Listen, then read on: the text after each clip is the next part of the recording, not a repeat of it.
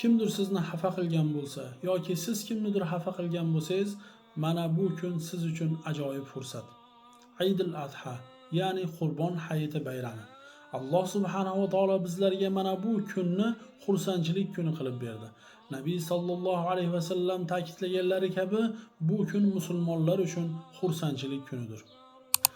Shundoq ekan, yil davomida sizni kimdir xafa qilgan bo'lsa yoki siz kimnidir xafa qilgan bo'lsangiz, uzr so'rang va sizni xafa qilgan insonlarni Alloh uchun kechirib yuboring. Chunki yil davomida qanchadan qancha insonlar vafot etib mana bu kunga yetib kelmadi.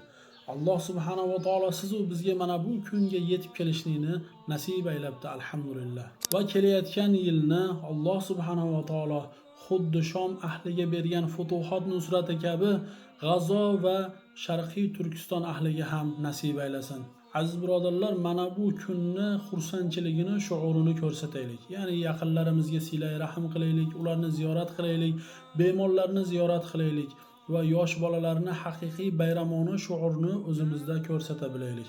Alloh subhanahu va taolodan so'rab qolamizki, hojilarimizni qilayotgan haj amallarini o'zi dargohida qabul qilsin va qurbonchilik qilayotgan birodarlarimizni Alloh taolo qurbonchiligini o'zi qabul qilgan bo'lsin. Taqabbalallohu minna va minkum solihal amal. Alloh taolo mana bu qilgan ibodatlarimizni o'zi dargohida qabul qilgan bo'lsin. Hayit bayraminglar yana bir bora muborak bo'lsin. Assalomu alaykum va rahmatullohi va barakatuh.